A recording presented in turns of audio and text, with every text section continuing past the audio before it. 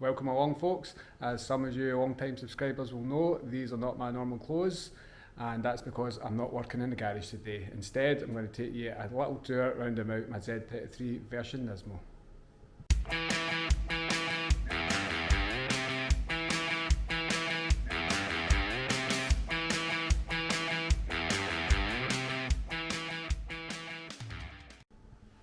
So some of you guys that have been on the channel for a while know that I have a silver Z33 from Japan. It's the version Nismo, and it's been on the channel a couple of times just for, I've done the HR gallery gaskets on it last year, and you may have seen it then. So this time I thought I'd give you a little walk round about it. Some of the friends in America that have got the Nismos, they got 1500 or something, I'll go for that later. They only got manuals, whereas the Japanese market got automatic versions, which this one is. So I'll take a little walk round about it, show you what it's all about.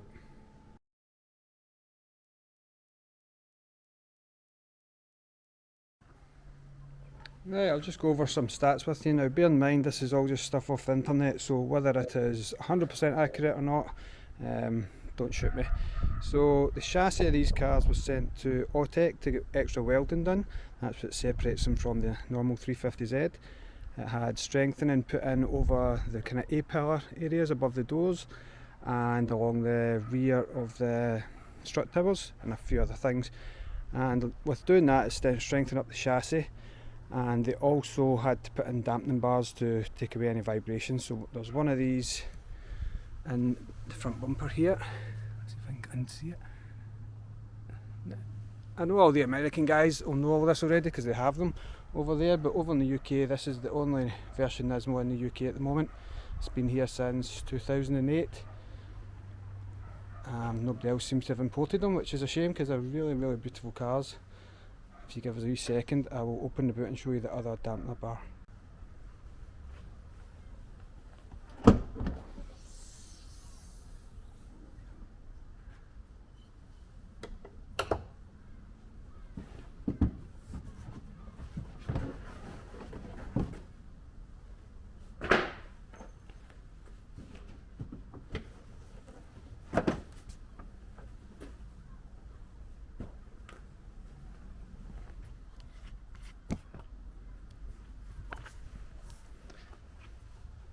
There you go, you can see that there, the Nismo Autech Yamaha dampener bar, same as the front wheel, different lengths, but yeah, same idea, fitted in between the kind of two strut tower areas.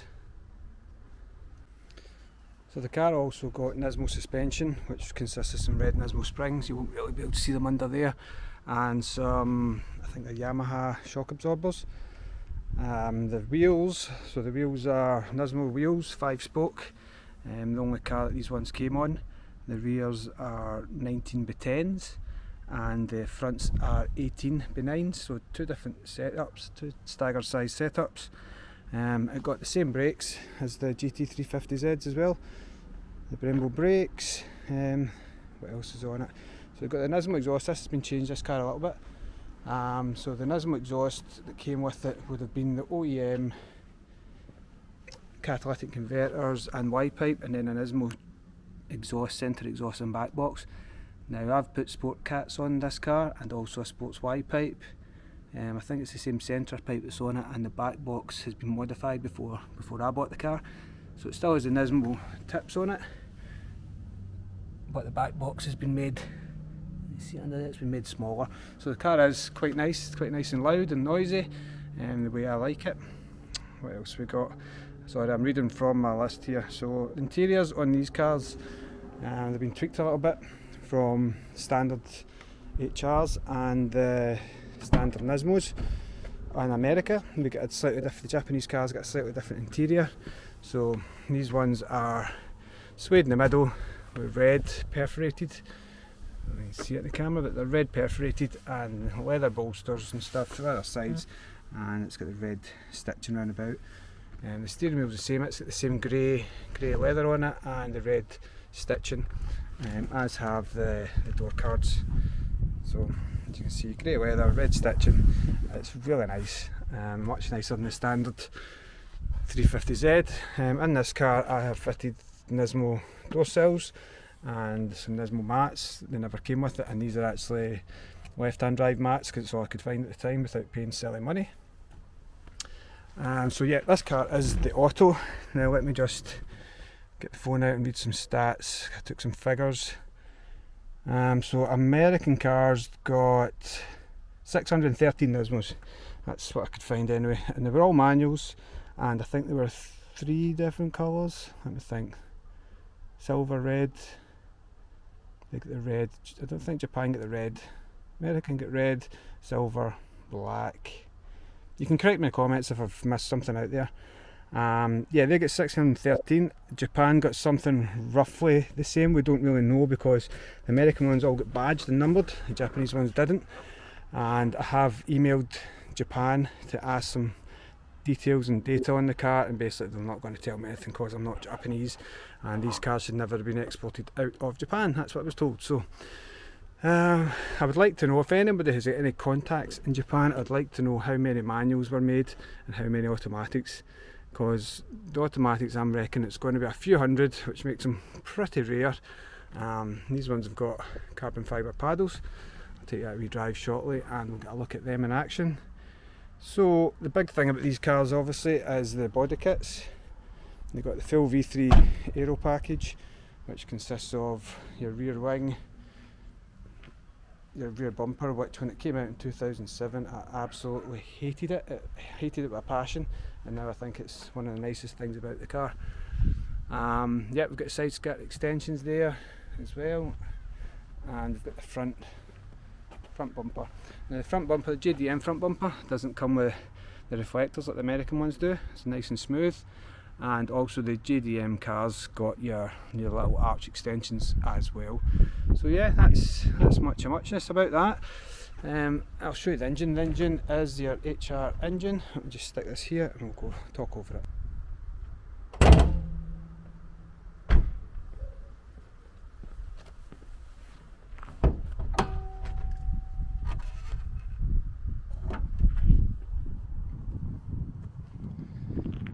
So yeah, basically they've got the same HR engine as the other 350Z cars, nothing changed on it. So the car makes 313 brake from factory. I have, as I say, fitted, I've got HKS drop-in air filters into the OEM boxes, and the exhaust differences I've got. So this has been tuned, and it's making about 325 brake now, so a little bit more. I also changed the intake hoses to rubber ones because the OEM ones started to crack like most of them do. As you can see, that's the damper bar down there. But yeah, much a standard engine. The car does definitely feel a lot stiffer when you're driving it compared to a normal car, a normal 350Z. So you can definitely feel the improvements that they made to the chassis. But yeah, that's it. Nothing much to talk about in there. All pretty standard. It's all pretty standard OEM stuff in here, apart from I changed the stereo to a Pioneer unit and painted the door trims, the little handle bits, and run about the kind of gear selector thing, because obviously the rubber stuff it's coated in just comes off and looks terrible. So yeah, let's do a little start up and see how it sounds with a cold start.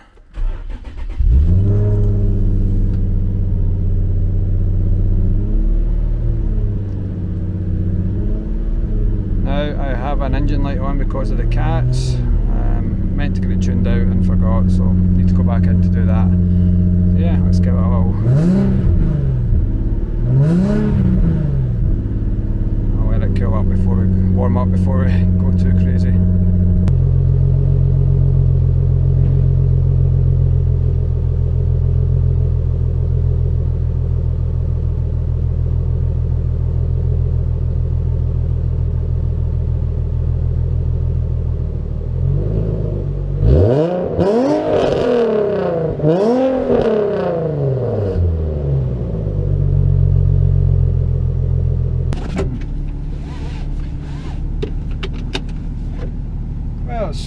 Very warm day today, and after we've done the gallery gaskets in this car, I never get the AC charged back up.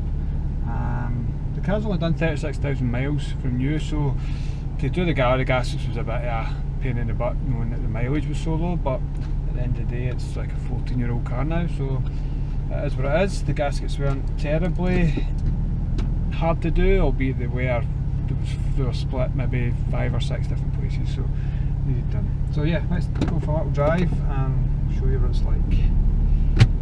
Stick it into the manual version, manual, quotation marks. So yeah, I'm going to have the window down for a little bit, just so apologise for the bit noisy. It's warm. So yeah, when the car came to me, the upshift was on the left and the downshift on the right, which really played with my brain because I've had an R35 before and the paddle shift was up on the right, so I took it out and switched the wiring round about. That's all that was needed. So now it's the way I like it. But the only thing is now is I haven't put my steering wheel on straight when I've done it. It's one notch out, which is pretty annoying, but just need to live with that. So a couple of minutes out of town, there's a little kind of twisty road. I'll tune back in when we get there.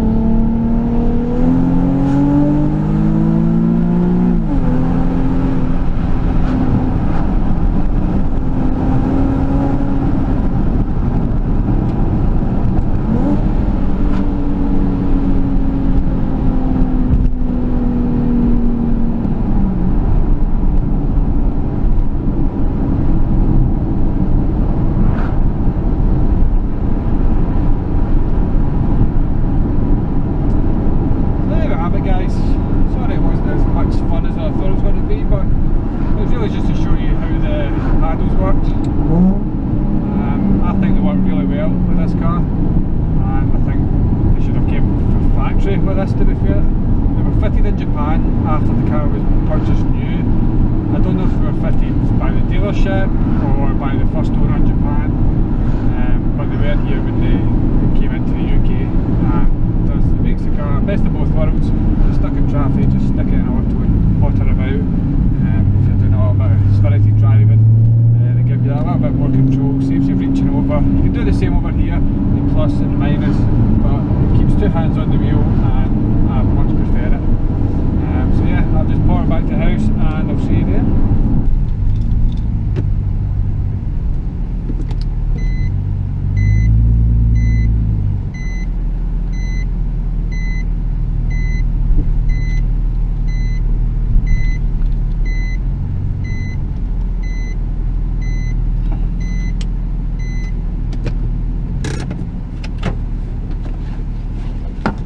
So there we have it, guys. Yeah, that was it. Other thing maybe I forgot, the handbrake is grey leather and the seat belts are grey as well. Yeah, I like the interior of these cars, I really do. Right, let's take you outside. Thanks very much guys for watching the video. Hope you found it informative. If you've got anything to add, any numbers, figures, anything that I've missed or got incorrect, feel free to comment below. I will try and get a video up maybe this year with the 380 RS. But it needs a new clutch, and I've not had time to do it. I'm too busy working on this track car right here and try to do the carbon fibre work on that, so priorities I'm afraid. But yeah, thanks for watching.